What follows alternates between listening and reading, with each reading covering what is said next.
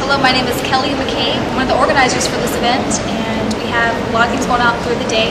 Panel discussion, also live comedians, live music, and a lot of really great things in store.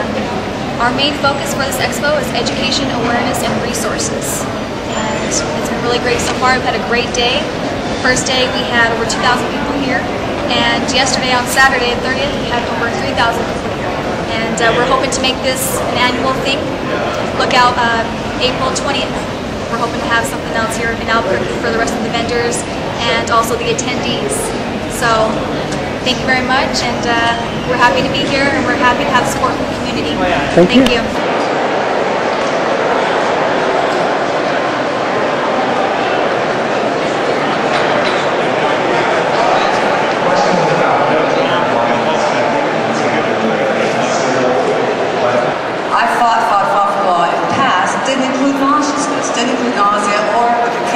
Wasting away.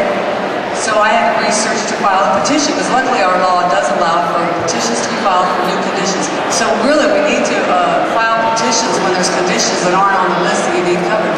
One I'm personally thinking about doing, and I want to go to the Alzheimer's Association to get their support. I'd rather it be from them. And I told them on pro bono I would represent them to file a petition for Alzheimer's. There's an excellent study from 2006, double-blind, completely scientifically valid, that shows it stops the plaque from forming in the brain that causes Alzheimer's disease. Wow! You know, I mean, this has to be out there. People need to know this and then take advantage of the medicine to prevent that. I wanted to congratulate everybody who put on this conference, and my guess is that as a result of this conference, we'll probably see between 300 and 500 new medical marijuana users or medical cannabis users. So let's give everybody a hand for that. This is something that I've been working on. I originally went to law school in 1994 to work on this issue.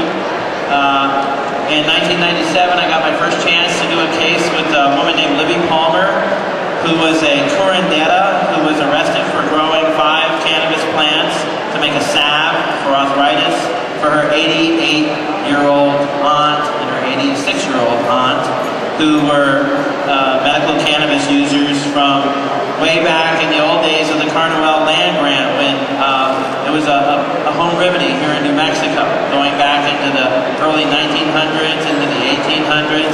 And so I learned a lot about the history of medical cannabis in New Mexico from doing that case with Libby Palmer. And Brian Crum testified about the medical aspects of the use of cannabis. And I learned about endocannabinoids and cannabinoid receptors that are in the human body that are just made for the cannabis plant. And I was just amazed to hear him testify for a whole day on the witness stand about that. It was a remarkable event back in 1997, 1998. And after that, Gary Johnson came out for legalizing cannabis, and then things just went on from there. We had legislation in the legislature that we worked on. Everybody here worked on that, and finally we got it passed. And in that speech, he said that the federal government, Department of Justice, was not going to prosecute legally authorized medical cannabis users and medical cannabis producers. And that was right here in Albuquerque where he first made that announcement. It was followed by a memorandum. After that happened, everything started to bust loose. And a lot more people felt safer about doing this work. Since that has happened, unfortunately, there has been a pushback. After he made his speech, a couple more good things happened. The Veterans Administration allowed veterans to use medical cannabis and receive veterans services. Also, we've had some success with Section 8 housing, where they've allowed people to use medical cannabis in some Section 8 housing jurisdictions. And we've also had the National Institute of Health has come out and actually said in a statement from the federal government, never before seen before, that cancer can kill, or that medical cannabis can kill cancerous tumors. That was an amazing statement, and that's an amazing testament to this medicine. Okay, but since then we've had pushback. We've had DEA agents who have producers in Montana, the state of Montana, and seized thousands of plants. And now they're being sued. The DEA is being sued, but those people are also being prosecuted. And that was right in the middle of a very contentious debate in the Montana legislature over amendments to the medical cannabis legislation that was put into place by the people of Montana. As I said, I started working on this to try to get access to cannabis for my need, for my pain, my need. I got a referral to our old medical cannabis program. We were actually the first state to allow medical access again to marijuana. In 1978, we passed the Lynn Pearson program. Lynn Pearson was a cancer patient who had the courage to stand up and tell the legislature, I need this medication. It works for me and helping me to alleviate the side effects from my cancer so that I can try to live. In 1978, we did pass the Lynn Pearson Compassionate Use Act, allowing investigational use of cannabis.